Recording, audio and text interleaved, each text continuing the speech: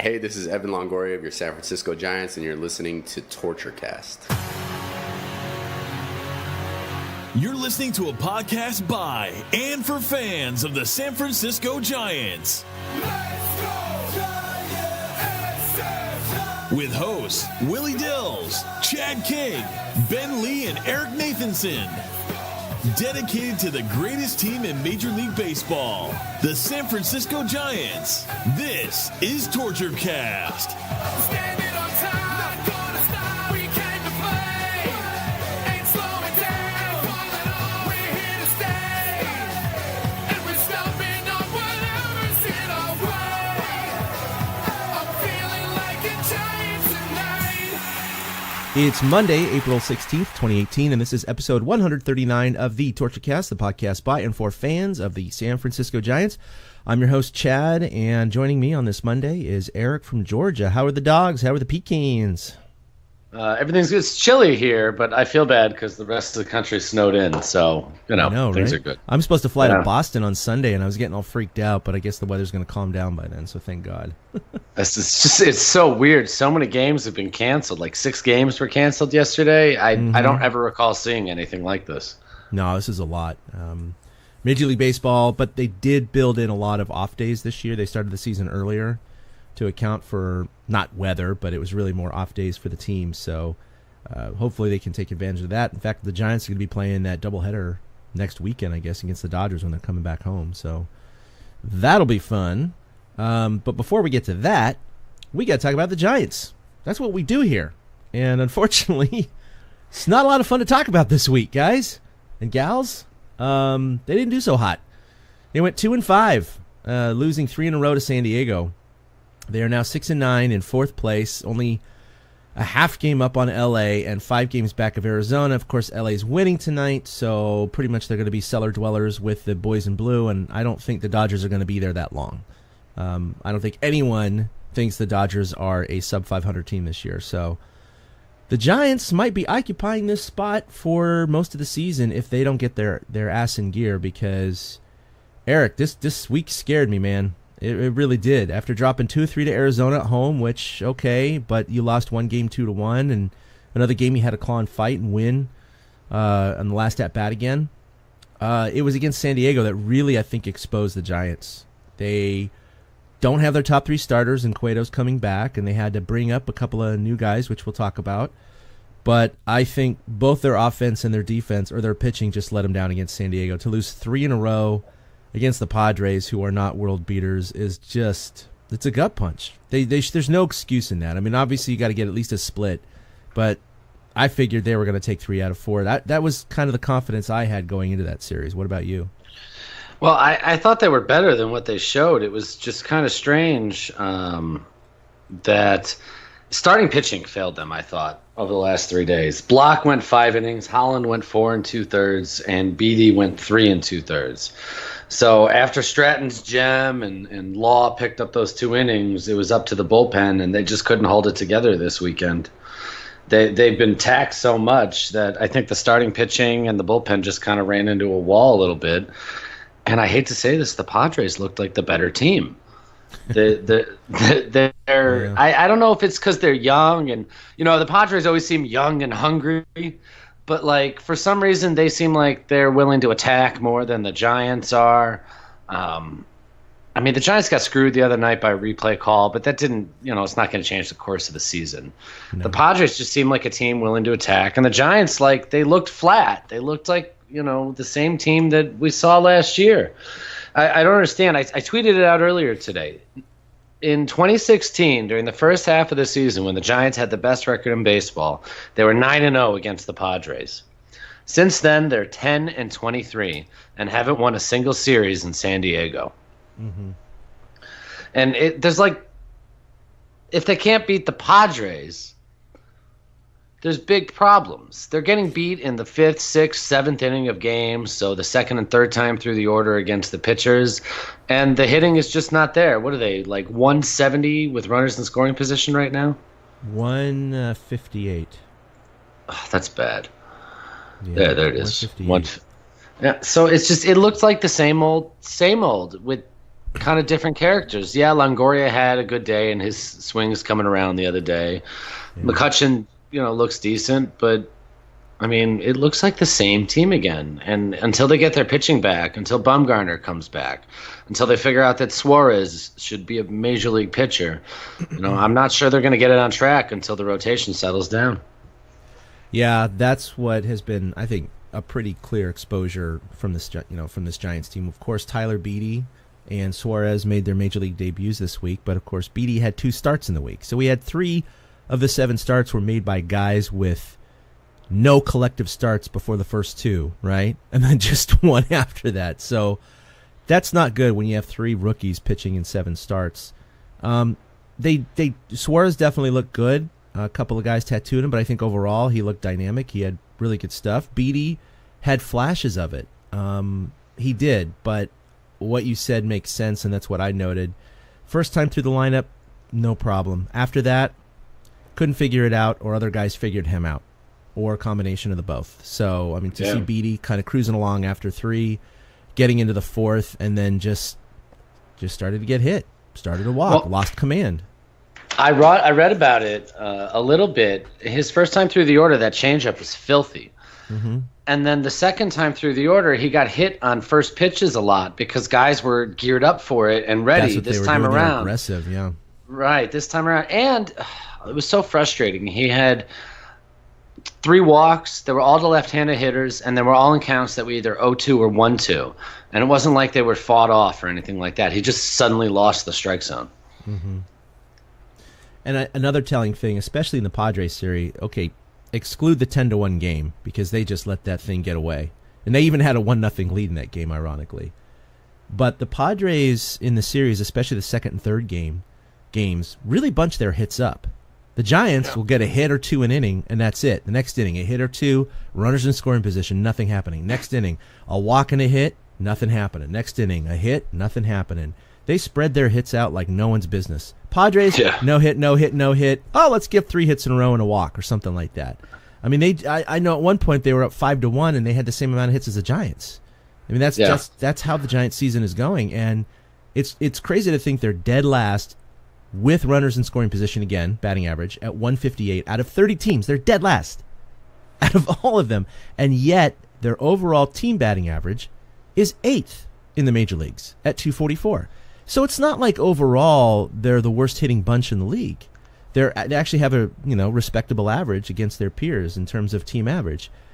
I don't know what it is. I don't think it's the psychological effect of other teams bearing down specifically on the Giants when they have runners in scoring position. I think it's the Giants' lack of concentration or focus or whatever you call it when they have the opportunity to knock runners in. I don't know if they're pressing too hard or what, but it's the same story as last year and the end of 2016.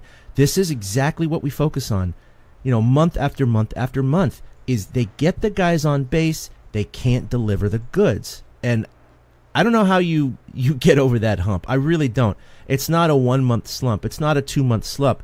We're going on, 2 years now of this, and it just seems to be kind of a culture-wide affliction. And I'm not really sure how the Giants brass is addressing this. I mean, we see the acquisition of McCutchen and Longoria to help with that, with those situations, but it's not really working so far. I mean, McCutchen has delivered 2 big hits, but Longo struggled, and overall McCutchen has struggled in terms of his overall performance. But we still got to give a lot of time to these guys to work it out. But I think as a team, I hate to say it, this is not a small sample size anymore in terms of the last 2 years. I think this is just what this team is. They get guys on base and they freeze. I don't know. It's weird. A lot of their runs this year are coming by home run because, like you said, nobody's getting that hit. This weekend was a perfect example. Friday they had 10 hits and they scored 1 run. Mm-hmm. Saturday, Longo and McCutchen both hit the best home runs that the Giants have seen all season. Crushed them. Yeah, they both. It was beautiful swings. But there was nobody else that helped them do anything, absolutely at all. And then just yesterday, there was no hitting. I am sitting here listening to you, thinking about it's time to take a look at lineup construction. I mean, if we're getting how often have the Giants had two runners on? And I know he came through with a base hit with the bases loaded on Friday and Thursday night or whatever it was, but Hunter Pence will come up and suddenly there's a hole. Or, they'll have 2 outs, runner on third, and Brandon Crawford will come up in the 8 hole. They'll walk him to go after the pitcher. Or Belt will stand there looking at a strike 3. Like, a lot of the guys, Longoria is another one who's really not driving in runs when he comes up with runners on base. Like, a lot of these guys seem to be like holes in the lineup, and I don't know how you can space them out any differently to prevent that. I mean, short of shoving Pence down in the number 8 spot in the order all day, it's hard to run into those gaps. Lineup construction has something to do with it. And I think another part of it is in 15 games, they faced 10 left-handed starters.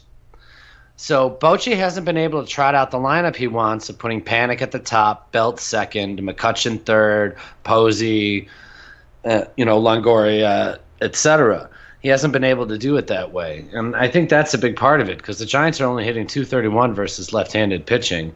And in the NL West, apparently that's all they're going to see.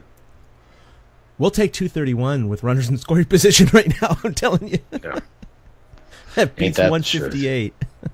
But I mean, how often does it happen that somebody gets on, somebody gets over, and then it's like Pence comes up, he swings it 3 out of the zone, and everybody sits down? Well, it's getting to the point where every time they put a couple ducks on, I literally say to myself, it doesn't matter. Something bad is going to happen here. It's going to be a couple of strikeouts, or like you said, a strikeout, before the pitcher, Brandon Crawford's walked, with 2 outs and the pitcher strikes out. Or what happened the other day in San Diego when Gregor Blanco bunted the ball while Crawford took off from first. And there was a runner on first and second, by the way, or first and third, I think it was. That's right, because he was going for the bunt. And he pops it behind home plate. Catcher makes a great diving stab and then doubles Crawford off of first. So you just kind of go, yep, I knew something like that was going to happen. I just keep shaking my head at this team. It's like kryptonite is runners on base. I don't know why. I'm really curious about the psychology of it.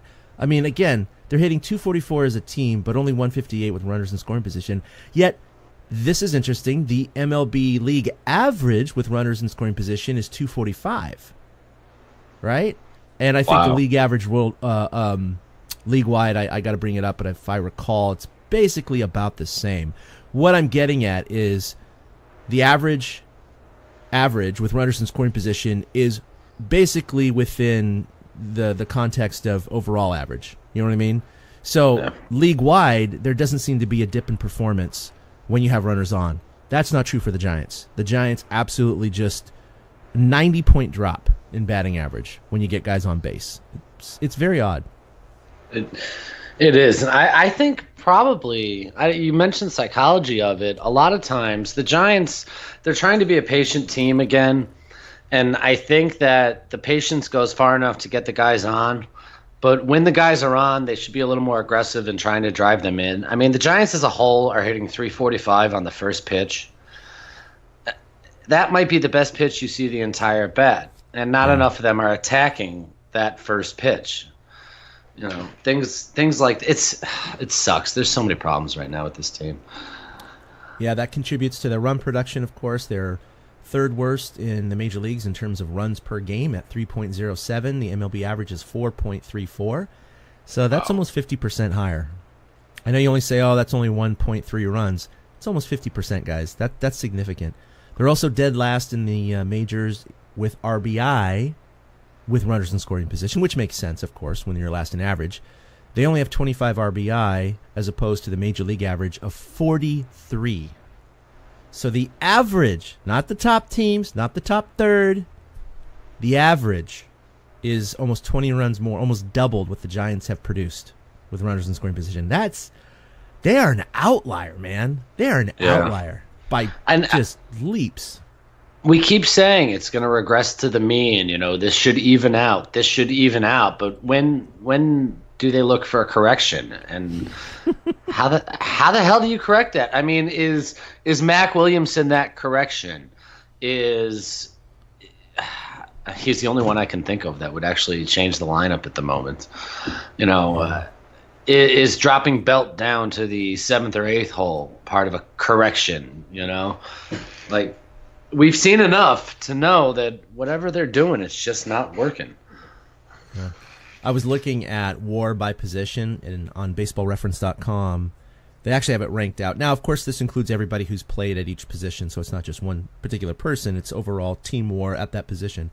At third base, the Giants had by far their lowest WAR at minus 0.5. Now, Pablo's only had like 8 plate appearances, and Longo's had 38. So Longoria is contributing to most of that negative WAR. I think it just highlights that, where basically the stats say if you put your average AAA there, the Giants would actually have been better off in these first 16 games or whatever, 15 games, which is kind of sad. I'm not going to get too down on Longoria again, because we have to understand that in the beginning of a season, statistics are much more notable. If a guy hits 160 during a 15-game stretch in the middle of the season, or in the dog days of summer, you don't really notice it. The average may dip a little bit, but no one really pays too much attention to it. Buster Posey's gone through those stretches before, believe it or not. He's definitely hit under 200 in a 2-week stretch. So I think that's why we have to pump the brakes a little bit with individual performances. But the problem is that you have a lot of suboptimal performances by a lot of players all at the same time. And that's contributing to the entire team's performance right now. You can always absorb 1 or 2 guys in a slump, because there's always a couple of guys in a slump. But when you get half the team in the slump and most of the offense in a slump, except for, say, Brandon Crawford and Buster Posey, and that's about it. It's like, what do you do? And Joe Panik, I should say. Got to give him the kudos. But it's rough. You got 2/3 of the lineup just not performing at all. And you see, teams like the Twins outperforming the Giants. Twins aren't a bad team. They might make the playoffs. Again. They were a playoff team last year. That's so weird. That's right. I should temper my accusations there. Go to the Royals. Yeah, the Royals are bad this year so far. Yeah, they are. So are the Reds. Oh, forget about it. It's funny. We focus so much on the hitting, and I was really looking at numbers today, and I noticed the pitching is it's having such a problem, and I think it's part of the reason that if the Giants are pressing when they have runners on scoring position, their starting pitching is just not going deep in ball games this year. Yeah, and that's taxing the bullpen a lot. And yep, that's why they put the extra pitcher in the on the roster. They knew that this was going to be an issue, but they had to go to the 5th starter now, so that took that option away. And now they're getting slammed with guys going 3 or 4 innings, and then the bullpen's got to mop up, and then you get in these situations where Guerin and others are just coughing it up, and they're just not holding down the fort and just letting games get out of hand like that last one in San Diego. Yeah, I mean, starting pitchers have only pitched through 6 innings 5 times out of 15 games. Yeah, so that's not good, guys. That's and that's not even a quality start. We're just talking about 6 innings. So that's what I'm saying. And the relievers, it's for some reason, are the ones giving up the home runs. The Giants are getting killed in like the 5th, 6th, and 7th inning. The second or time through the order against the starter, and then against a reliever, for some reason they're getting killed in the middle of games. I don't know where it's coming from, but I think like the bullpen being taxed. I don't think Guerin was like taxed, but again, law of averages. Strickland looked great, but he's going to give something up. Watson's eventually going to give something up. Probably never, but I mean, he's supposed to. Oh, he will. He will. That's amazing. I love that guy.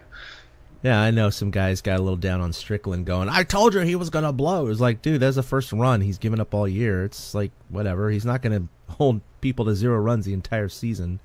So just, pump the brakes a little bit. It's okay. Yeah, let's see where the Giants are. Because I know they're near the bottom in terms of hitting with runners in scoring position, but they're actually pretty much right near the average for batting average. In fact, I think they're 8th, like I mentioned earlier. They are 12th in ERA, so just a little above average, ironically ahead of the Dodgers, who are 15th. That's overall team ERA.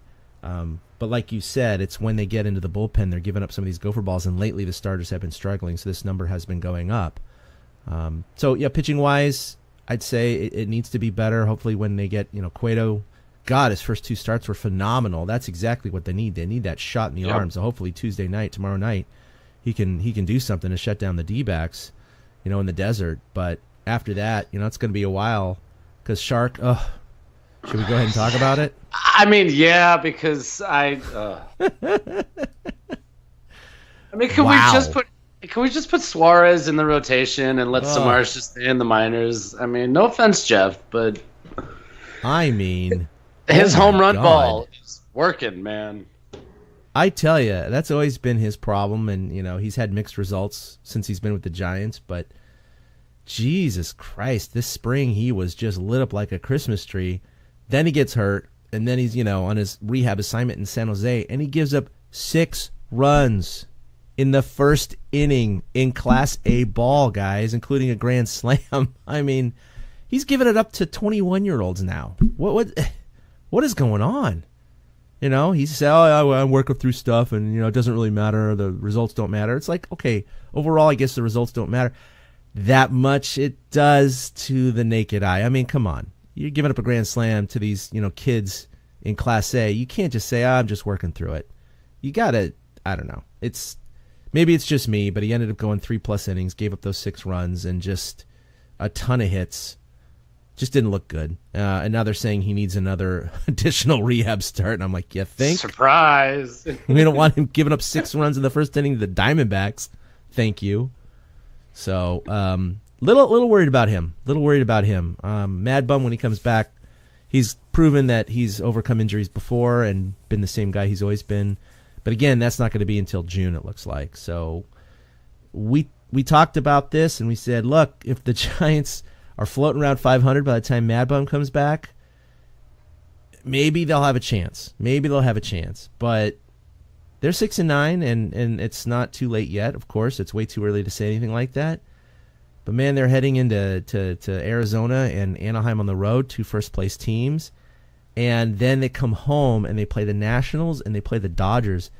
These next 15 games, Eric. Jesus, yeah. I mean, oh, my God. Wow. You look at the schedule and you see all these loaded teams and you just kind of think to yourself, this could go poorly very quickly. And if they find themselves already 5 games back, but let's say they lose 2 out of 3 to Arizona, they lose 2 out of 3 to Anaheim, Washington trounces them, LA, they split, whatever. Overall, they're sub 500. They could find themselves at the end of the month easily 10 games back. And again, mathematically, still could get back in the race, but that's when you start thinking to yourself, where's this team going? Are they really going to make up ground? Are they really going to leapfrog all these teams to get to the top, let alone to the National League West? How about just the wild card? Where you got teams like the Mets and others that are just, outperforming everyone right now.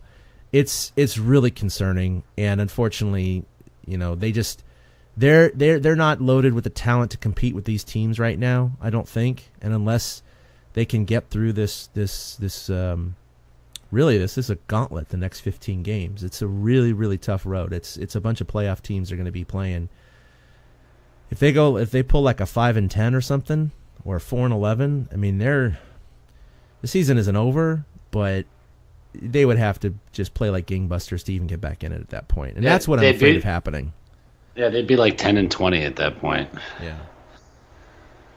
And that's not good enough. Samardzija led into this, and I'm thinking about my dream rotation for the Giants would be Mad Bum won't be back until June, as you said. They moved him to the 60-day DL, so he can't even come off the DL until May 29th or something, May 30th. Yeah, and then he's going to have his rehab starts and all that stuff, right? Right. My ideal rotation would be Bumgarner, Cueto, Suarez, Stratton, Block. And I think that would be the best to give them a chance to win. And if the Giants can get out of their own way over the next 15 games, they should be able to hang. If they're willing to play, it's weird, but in outfield, Austin Jackson, Gregor Blanco, and Andrew McCutchen has been their best outfield. They're all 3 center fielders. They're speedy guys, and Blanco is consistently making contact. So if the Giants would be willing to adapt, I think that they can hang in there during this. But if they're going to keep trotting, certain players out to certain positions 4 out of 5 nights a week, it's not going to do them any good. Because if nothing changes, nothing changes. By the way, I didn't realize this till just now, but the guy who hit the grand slam off of Smarja a few nights ago, he had only hit 2 career minor league home runs in 716 at-bats. Wow. So that's how on Samardzija's home run ball is right now.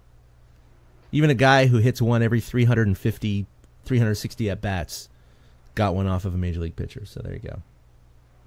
Maybe you and I should have a few at-bats against him and see what happens. I mean, if he's going to leave the ball up in the zone, I know I can get my hands around. A bell-high fastball, I can hit a 90-mile-an-hour pitch. So bell-high fastball, I make the right contact, it's entirely possible. My God, 2 home runs and 716 at-bats. Well, there you go. All right. So he's going to have one more rehab start. Until then, Cueto is going to be starting Tuesday night, I believe. And, of course, Tyler Beede was sent down. So I think we're going to see him again later this year. And I do like Beede. He's got some good stuff. Like you said, his changeup was moving, and he was keeping guys off balance. But it just, second time around, both starts, the guys just changed their approach, and Beede got lit up. And that's just what happens in the major leagues.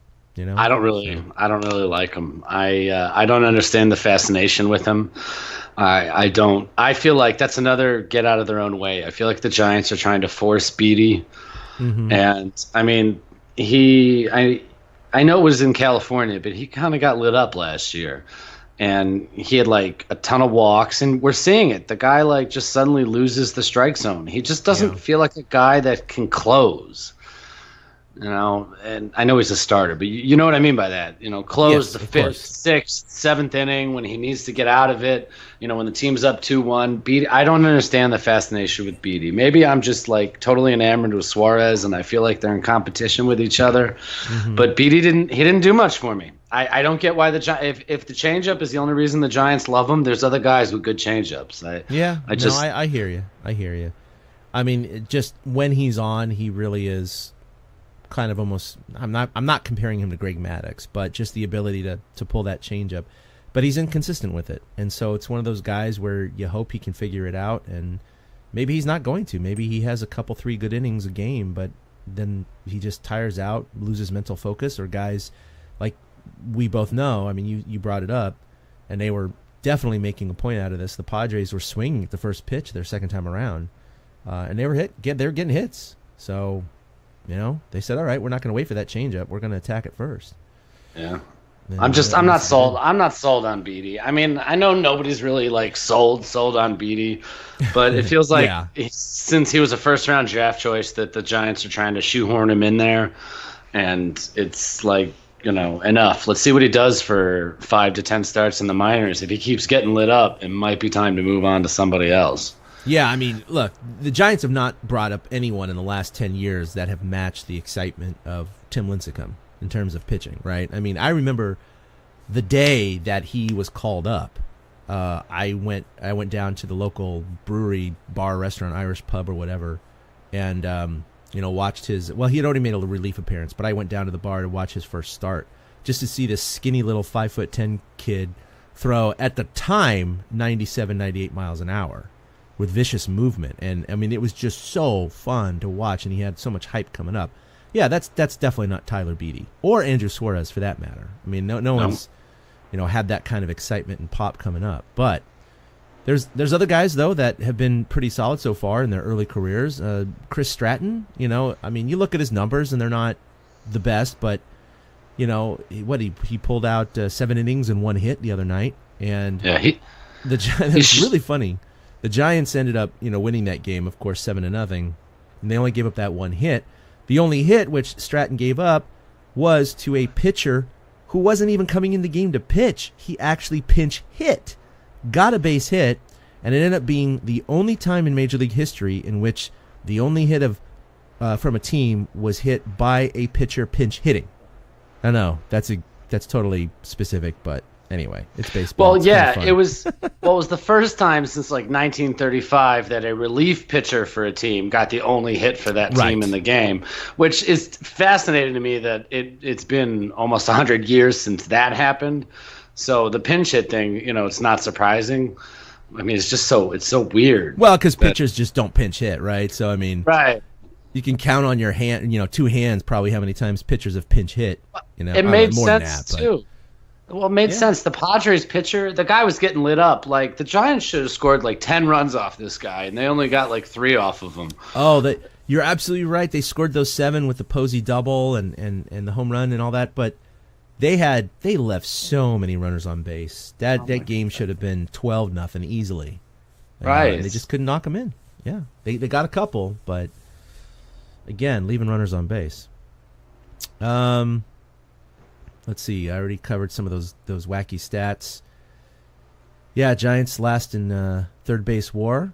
So let's go ahead. Let's talk about who's hot, who's not. We've already covered some of these guys before, but this is just kind of mostly talking about the last 7 games since we recorded last. But Brandon Crawford is 8 for 21, hitting .381, but no RBI and 9 strikeouts. So it's really deceiving. You look at that .381, 21 at bats. But he struck out 9 times out of those 21 at bats and still got 8 hits. So that's weird. He's like 8 for 12.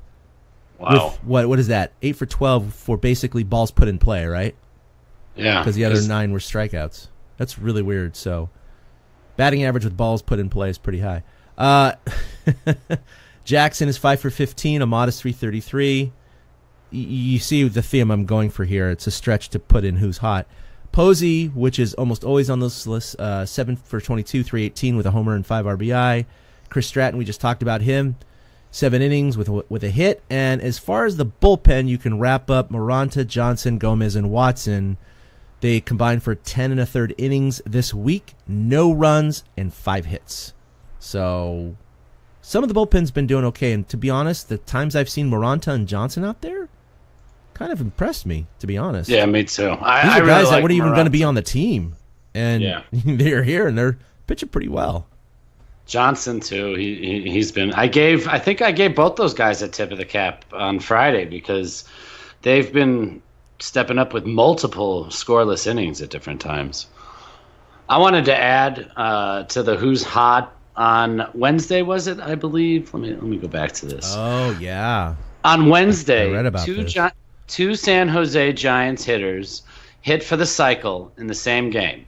It's never been done before. It's never been done in the major leagues. It's never been done before. It's one of those first time ever.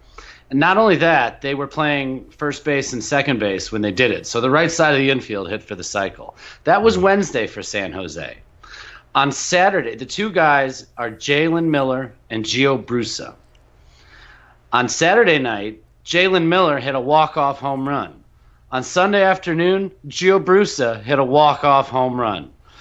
Both home runs came with the Giants down 1 and with 2 outs in the bottom half of the inning. I mean, that's just crazy. What a week for those two guys. You talk about being hot. Those two guys were like red hot. Jalen Miller and Gio Brusa. I'd never heard of them before. We may never hear of them again, but they were on absolute fire this week. They should get on the next flight to Vegas. That's all I know, right? I mean, Right? yeah, these guys are not lighting up the minor league depth charts here, but hey, you never know. That's amazing. I mean, it's fascinating to me that the same two guys hit walk-off homers in the same week. I mean, baseball, man. Bartolo was perfect through 7 innings last night. Thanks for mentioning that. Yeah, in fact, can happen. I totally forgot to put it in the notes to talk about Ohtani last week and what he's been doing, especially that first week of the season. But yeah, last night I get the alert that Cologne has a perfect game through 4 or 5 or whatever. I was like, what? He's the only guy left in the major leagues, and I've said this before, who's older than me. He's older than me by 150 days or something like that. He's almost 45, but I don't turn 45 till November, so he's a little ahead of me, and he's about 75 pounds ahead of me too. But he's just big, sexy, man. He's fun to watch because he's just that beer league softball, body. Yep. And you see some of his original photos when he was with the Expos and everything like that, and it's hilarious to see him. He's this skinny little kid too. He's enjoyed his luxurious lifestyle, but I love Bartolo. Oh, I do too. And I know a lot of Giants fans are like, "Oh, we gotta sign this guy." And I was like, not one for that. Obviously now, me neither. Well, I might have taken that one start there, but I think over the course of the season he's going to get lit up. But it was fun because I turned it on and it was just ending the top of the eighth. And I was like, oh, crap, he still has a perfect game. And so they show Colon in the dugout, and he's coming up behind his catcher, and he's, like, patting him on the butt and, like, joking and laughing, and, like, no one's around him. They're all trying to avoid him. But he's like, hey, let's go. He's, like, in a good mood. And he goes out there, and, first battery, I'm watching live, and I'm like, oh, I don't want to jinx this guy because I haven't seen any of the 21 outs, right? This is the 22nd batter that's up, and I'm watching for the first time, and I'm like, I don't want to jinx this by watching him. I don't really believe that, but I just like to say that. And sure enough, he goes a 3-1 count. And I'm like, dude, don't do it. Shoom, just sails. Ball. Perfect game over. I was like, damn it. All right. Well, you still got the no-hitter. All right. Josh Reddick, you're on my fantasy team, but you don't get a hit here. Double. It was just like, what are the chances of logging into a game where a guy's retired the first 21 batters and the first 2 batters you see get on base? I was just like, oh, well, I just screwed that. Happens to me all the time, man. I did the same thing Sunday. I was like, all right, I'm not going to watch until the 7th. And then I got kind of caught doing something during the 7th, and it went by in a blink. And then I got out there, and I turned it on ESPN, same time as you. Bartolo was in a good mood. He goes out there, and then, happens to me with MLB TV all the time. I'll be sitting here. I'll see on Twitter that some game, some guy's got a no-hitter. He's into the 8th or something. I'll be like, all right, let's go check it out. Oh, well, that sucks, Well, that's over. Right, I go right back to the Giants game or whatever else I was doing. Bartolo, he's so fun, though. He's the, the wife and I were watching, and she asked me, she's like, do you think that at this point the Astros players want to get a hit, or do you think that they also want Bartolo to get it? And she also asked, like, do the fans want the Astros to get a hit, or do they want to see the no-hitter? And the honest answer is they all wanted the hit. Because they didn't want to be like, well, we got no hit by Bartolo Colon. As fun as it would be kind of embarrassing for that one team. Yeah, exactly. Oh, my God. Well, Big Sexy was fun. Ohtani's another guy, and the Giants are going to face him. I actually didn't look at the rotation. I don't know if he's going to be pitching against the Giants. He's not? No, he was supposed to pitch yesterday in Kansas City, but that game got snowed out. The Angels are off today, and Boston comes to town before the Giants. So Ohtani and David Price are facing off tomorrow night, meaning Ohtani will not be in the rotation, but he will probably be DHing during the weekend series. Oh, okay. Well, that's good. But he's been a lot of fun to watch. I mean, not only his stuff, which has been nasty. Again, he also had a perfect game through 7 against Oakland after not getting lit up, but Oakland hit him okay the first time around. And then, 3 home runs in the first week. He's followed it up with bases clearing triples. He's hitting over 300. I mean, this guy, he might be the real deal. I mean, we'll see what he does over the course of a few months, let alone the first couple of weeks, and maybe it's going to settle down quite a bit, which it should. But, man, the guy he hit 100 on the radar gun. I mean, the guy, he's a stud. I didn't think he was this good, but he's pretty nasty. He's got the, and we can move on from them, but he's got the quickest hands I've ever seen of a Japanese player come to play in the United States. I agree like with you. Ichiro's got some good quick hands, but he doesn't have the power and coordination that Ohtani seems to have, because his hands fly through that zone like quicker than I can blink. No, it's true. All right, so who's not? We got to cover that. Pretty easy to cover this. We covered most of it. Hunter Pence, 3 for 21 in the last week. That's 143 and 12 strikeouts. Ugh. And we talked about this last week. He is a guy who traditionally drives the ball the other way. He's been good at covering the outside part of the plate. He just seems to be stepping in the bucket, lowering his shoulders, and doing this weird samurai foot sweep kind of thing. You know what I mean? He's always had an awkward swing, but he looks lost. He looks lost at the plate right now, and I don't know. The guy's in remarkable shape, so I'm not going to blame it on his body breaking down or anything like that. I mean, look at him versus Bartolo Colon, right? I mean, it's like he's a Greek god compared to most people in the league. So I don't know what it is, if it's a mental acuity or timing or his eyesight's gotten poor, his reflexes or what. He's 35. He just turned 35 this week, I believe. His birthday was this week. So, I mean, he's getting up there in age, and unfortunately, if you look at his last couple of seasons, he's definitely on a downward trend, and he's getting paid $18 million this year to play left field. And it sucks because you go, man, if the contract was 1 year shorter, maybe they would have.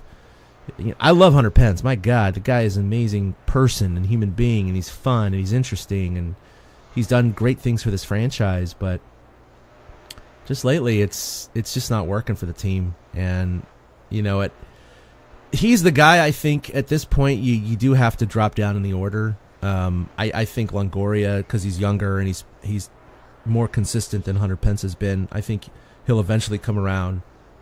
Brandon Belt. I don't know. Maybe just bat Belt and Pence 7 and 8 right now. But then you're punting and inning every time through the order lately. Sorry. It's rough, isn't it? It is. Like, I'm with you. I love Pence, but I have to think if he wasn't getting paid $18 million, he wouldn't still be in left field. Oh no! If he was a 24-year-old, journeyman or something like that, or I shouldn't say journeyman, but young kid, he wouldn't be starting in left field. No way. He would. He's been fine in the field, generally speaking, but he doesn't have an arm anymore. His baseball skills just have diminished. Yeah. It's just simple age. His timing isn't what it was. He just, as strong as he is, he still can't get the same heft on a throw. And he never makes solid contact. Everything's off the end of the bat because he's slapping at everything. He is. And if the Giants want a slap hitter outfielder, they could put Blanco out there and get better results. Yeah, he's got that weird curve. He's always had that curved back, but it's like when he's swinging now, when he steps in the bucket, it's like his back is curving even more so he can cover the outside part of the plate. You know what I mean? Yeah. And he's just like flipping balls everywhere. Yeah, he's rolling things over to the left side weakly. So it's just... It's a hole that a lot of people have been talking about, including the broadcasters and other people. They're like, there's an obvious hole in his swing, and there was a fix he attempted in spring training and went like 2 for 24, and he went back to his old swing and hit a little bit better, and apparently he's sticking with his old swing. But to me, that's not his old swing. He didn't used to step in the bucket and cover the plate by arching his back. That wasn't him. So there's something else going on, and I'm not an expert. Obviously, the experts haven't been able to fix it, so it's one of those things I think he has to work through with help that he has with the team. But I think, like you said, it's just a natural degeneration of talent, and it's sad to see. But Hunter Pence is probably not going to be on the Giants in 2019. I hate to say that, but I feel like he's hamstringing them a little bit this year, and it's not just because Mac is off to a torrid start. But, I mean, if you look at this outfield and they do decide to bring Mac or even Duggar up, who's the guy that gets bumped out? Gorky's is, the first place you go, or Blanco's the first place you go. But I'd rather have those guys coming off the bench than Hunter. Yeah. Like, I don't see him coming up in the 8th inning with runners on first and third and being like, oh, yeah, he's going to come through here. He's going to work a count because he's just as apt to swing at 3 pitches and go sit down. So he kind of like puts them in this awkward position because it's a crowded outfield now, which is really strange. No, Blanco's been very serviceable so far. So yeah, he's actually looked pretty good. Okay, so Andrew McCutchen, I mean, overall, he saved 2 games single-handedly of their 6 wins. So he alone has accounted for a third of the Giants' wins. So we're gonna take him right now. But as far as the last week is concerned, he was only 4 for 24. 167 with 8 Ks. So again, another guy who I think he's still going to hit his 260, 270 this year with hopefully 20 bombs. I'm not too worried about him, but just a bad week for him, along with a lot of the other parts of the team. Brandon Belt, the aforementioned strikeout machine, 3 for 16 with 7 Ks this year. But overall, he struck out 16 times and 40 at bats this year. I mean, so his strikeout average is almost 500. It's getting up there. It's like at 400 right now. Yeah, it's 400. 40%. That's bad, guys. That's not good. And we'll talk about him in a bit. Sam Dyson, 4 innings pitched, 4 earned runs. Tyler Beede, of course, 7 2/3 with 7 earned runs. And Josh Osich, who the first 5 games looked unstoppable along with his facial hair. 3 1/3 innings, 3 earned runs. He just hasn't been the same guy lately. So, I don't know. Did you have any other guys that you thought stood out either hot or not? No, it's funny because I said it 2 weeks ago, and I'm going to say it again with Kutch. He's still hitting the ball hard. Yeah. Yeah. So I don't worry about him. It's like you said, guys go through weeks. No, so I'm less worried about him. Well, it's different. I He's think not, I've made my yeah. his average isn't tremendously higher than Longo's, but he's shown a lot better contact with the ball than Longoria. Right. Longoria's looked lost at times. So Kutch is, he's had some laser beams caught. I remember, it was one game in San Diego there. It was first and second, and he shot a laser to shortstop, and Panic had to dive back into second base, and he almost got doubled off. That thing gets over the shortstop head, it's going all the way to the wall, and it could be a 2-run double. So he's been hitting the ball pretty hard, mostly as of late. Just not too much to show for it. But he's had some big hits, as we know. Yeah. And, I mean, you mentioned guys earlier, Maranta, Johnson, Gomez, Watson. Well, Maranta, Johnson, and Gomez should get a little more work than Dyson and maybe Osich. I think Osich might be the odd man out when Will Smith is healthy, which we're going to talk about in a moment. And I think Dyson is somebody that they might need to get rid of when they pare down the pitching staff a little bit. He's looked good at times, but not really. Like he just seems like, not that he loses concentration, but he'll throw some cookies up there and invariably get hit. It's been slightly artificial with a lot of his saves that he brought at the end of the year last year. He's a reclamation project, and I think he's been worth it, at least as far as the end of last year. He did help him win a few games here and there. But, this year he hasn't looked very good. I think you're right. I think he might be the odd man out as opposed to Maranta or these other guys who are younger and up and coming. As far as injuries are concerned, like you just said, Will Smith looks like he might be up in early May, which will be a huge bolster to the bullpen, and I think he would take, logically, Osich's place as the second lefty in the pen. With Watson, Mad Bum probably, he's not coming back till June because of the 60-day DL. Shark, he's going to have another rehab start. We're going to see how that goes, but he got blowed the F up in San Jose. We'll see what happens at his next rehab start because, again, if he gets blown up his next start as a rehab assignment and the Giants go, okay, he's ready to go, it's kind of like, you pick up that package at Walmart and you're like, really? I don't know if I want this. Can you just keep it and I can get my money back? Because the box is all dented, guys. I don't. This isn't working for me. So I don't know. It's just he's a mystery wrapped in enigma and a riddle. I don't know what to do with Samardzija. He's in year 3, so of 5. Yeah, so it's of 5. to figure out what to do with him. Oh, put him in a corner or something. Mark Melancon, and we didn't even go deep into him last week, but here's a guy again. He looked decent all spring, and then he, season is about to start, and he's like, hey guys, I got a little arm pain here. And they're like, what? Oh, DL. How long? Oh, we're not sure. Well, what's the problem? Well, his pronator in his forearm. Okay, well, what are you going to do about it? Well, we're not really sure yet. We're kind of checking it out.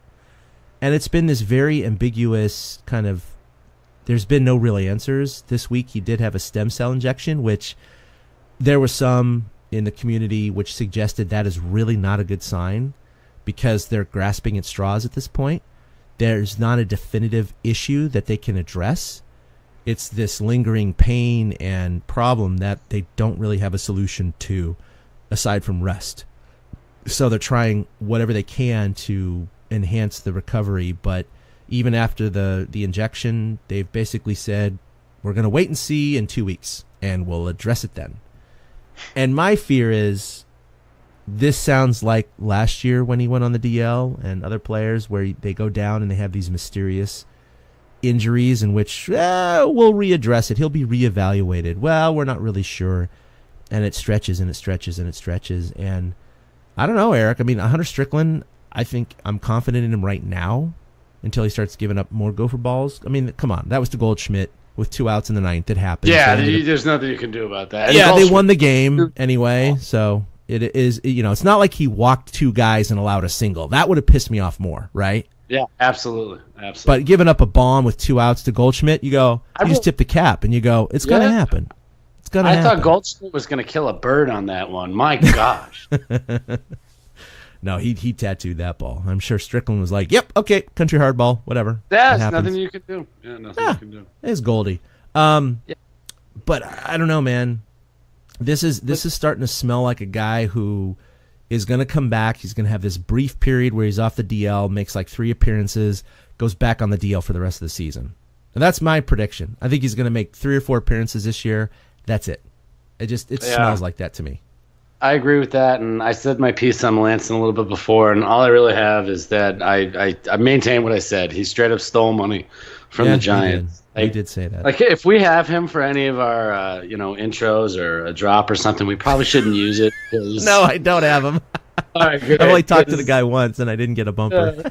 That's good. That's good. I know I have Longo right now at the top of our show, and I'm like, this isn't sounding good anymore. Maybe I should go back to Crawford. Yeah, well, Crawford's got his such chill demeanor when he delivers the lines. So. Crawford is everything. I know, it's like... What? Was that Crawford? I think so. Oh, but poor Melancon, man. I mean, I'm so pissed. Like I feel like he hoodwinked the Giants, and I can't stand the guy anymore. I really can't. I know, but you can't hide an injury like that. And I get it. I always side with players because I want them to make their money, and I do. But this guy straight up stole money from the Giants. And it's not my money, so it's not frustrating in that respect. It's frustrating in the respect that because of his money being on the books, the Giants might not be able to do other things. That's the problem, right? Yeah. Right. Like, I never give a shit how big of a salary a guy has. I don't. I'm all for the players. I'll never side with management. Literally never. But I love you, Giants. Keep giving us the passes. But, like, when it comes down to it, you want the team to have the ability to make moves, and paying some guy $12 million a year to not know what's wrong is kind of ridiculous. Yeah, I know, but the thing is, the guy, was one of the most dominant closers over a 4-year stretch. And my only hesitation, and we talked about this 2-3 years ago before they signed him when they were interested in him, was the fact that he didn't have overpowering stuff. And so my question was always, is he doing this with smoke and mirrors? If he's Greg Maddux, go for it. That's awesome. But has he just been exceptionally lucky? Is he just fooling guys at the right time? Is it going to regress to the mean? That's what I was worried about, because he didn't have a high strikeout rate and he doesn't have high velocity. I had no idea that all of this was going to happen. My God, I'm not saying I'd rather have him tattooed. No, I kind of would. I'd rather have him have suboptimal performances over this period of time, rather than him just being on the DL for most of his stint with the Giants, because, like you said, it just feels like he's stealing money. I know he's not. Okay, we're joking, but it's just like he comes to the Giants and suddenly he's afflicted with all these mysterious forearm issues that they can't even accurately describe. Which makes it dead money, and the dead money is really more, the issue. I never, Melancon, like, it was smoke and mirrors. Sometimes numbers lie. Yeah, they do. It's as simple as that. And sometimes teams, they make a decision, they go with a guy. Yeah, they see things with their eyes, but they get a little, in awe with the numbers, and I think that's what happened with Melancon. So yeah. I'm with you. I think 4 appearances back on the DL, and then who the hell knows after that. Yeah. All right, so we're going to get to Armchair Manager in a second. I just threw in this interesting milestones that Barry Bonds missed out on. This has nothing to do with the rest of the podcast. I just kind of thought it was interesting. Barry Bonds, of course, his last year, he hit 26 home runs or 28 home runs. He still was a very serviceable Major League player, hit 275. The Giants wouldn't touch him, and no other team would touch him because of the steroid issues. We all know that. I thought it was interesting to see that he fell only 65 hits shy of 3,000. He was only 14 games shy of 3,000, and he was only 4 RBI shy of 2,000. I don't know. It was just one of those things where, like, the 3,000 hit one is big because that's kind of the epic milestone in terms of hitting. 2,000 RBI is kind of a minor footnote, and 3,000 games, again, kind of a minor footnote. But, yeah, he definitely, if he played another year, would have had 3,000 hits aside from getting injured. Would have had 3,000 games and 2,000 RBI. So wouldn't have helped his chances in the Hall of Fame, apparently. He could have had 10,000 RBI and it wouldn't mattered. because he did steroids, and because he's Barry. This day and age, these writers have been personally offended by it, and I'm not defending Barry and what he chose to do. I'm still coming from the opinion of, we know there are other cheaters in the Hall of Fame. We know that line has been crossed before. So why are you being holier than thou and still not voting this guy in? Because he also was only suspected after he put up Hall of Fame numbers too. I know a lot of people, and there's a lot of writers out there, they're like, I don't care. If there's any evidence that you cheated, I don't care if you hit 1 billion home runs, you're just not going to the Hall of Fame.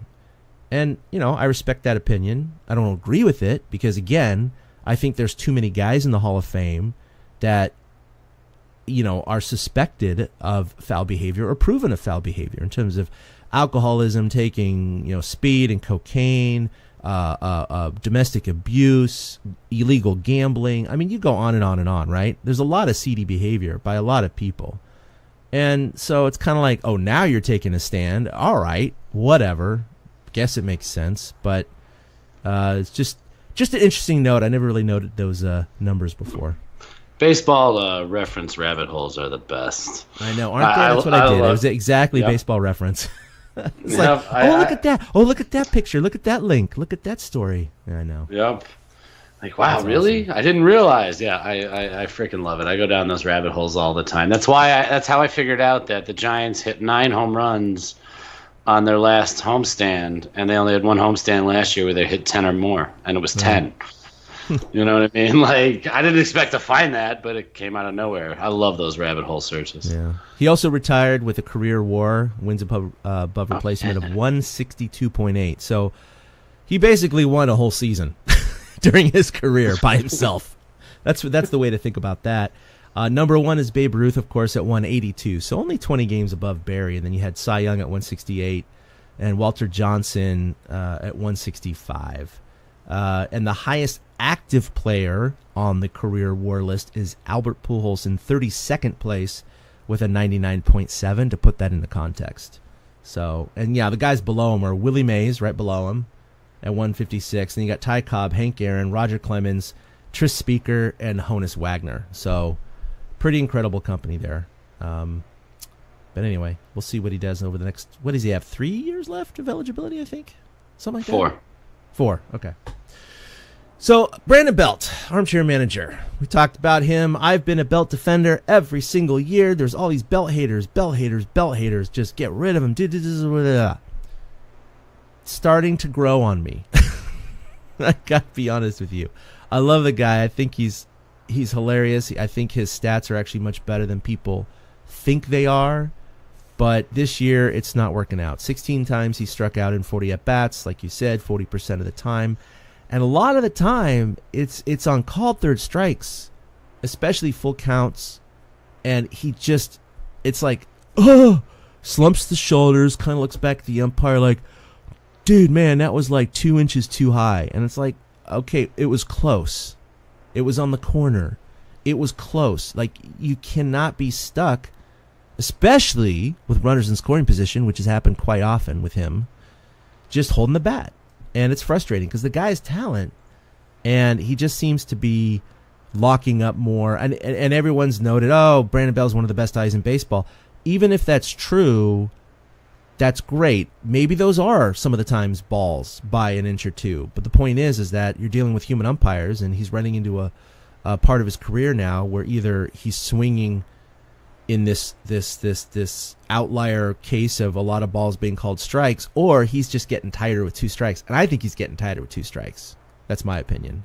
And I think he needs to let it out a little bit because he can cover the plate. And he shouldn't be afraid to go down swinging. If he goes down swinging, it happens, whatever. But to get called on third strikes all the time, that's where it's really starting to hurt them. Yeah, I'm really, it's frustrating, the stubbornness of not being willing to adjust. And I understand that players like Belt that have good eyes and think they know the strike zone perfectly don't want to expand that zone, even if it means an out, because they think down the line it doesn't. But we don't see those results. And what we see is a guy standing there taking a pitch, 3 inches off the corner of the plate that 9 out of 10 of the guys would have just fouled off and waited for their good pitch. Right. Like, why does he not have the ability to foul pitches off and search for his pitch? Why is he only willing to swing? You know, what is he waiting for? And I know you've defended Belt before. I've talked about it. I was on base percentage and all this. It's worth it and all of that. But I'm not sure. I feel like he represents the whole stubbornness of the Giants in a sense, in that he's not willing to adjust at all. And it's frustrating. It's coming to a boiling point if it stays like this then the rest of the month. All right. Well, my family's about home, so I actually have to wrap this up right now. I hate to say that. Okay. But the Giants have got 3 at Arizona coming up and 3 in Anaheim. So, yeah, they got a tough road ahead of us. But thanks for listening to episode 139 of the Torture Cast. We're going to be back probably next Thursday, so in about 10 days or so, because I'm going to be traveling. So we're going to have a lot to catch up on, especially a lot of those 15 games. But you can follow us collectively at TortureCast. Follow us on Facebook or like us there at TortureCast. Also follow us individually at ChadK21. Of course, Eric at 2 Out Hits us with the number 2. And for Willie and Ben, it's at Fried Duck and at Willie Dills. So, for Eric, this is Chad King signing off for episode 139. We'll see you next time for episode 140. A-boom. A big thank you to everybody for listening to the Torture Cast, the podcast by and for fans of the San Francisco Giants. Follow us on Twitter at TortureCast. You can also like us on Facebook or check out our blog at torturecast.com. I also want to say thank you to Ashcon and Bailey for letting us use their song Feeling Like a Giant for our intro. For Ben Lee and Chad King, my name is Willie Dills saying, we'll see you next time.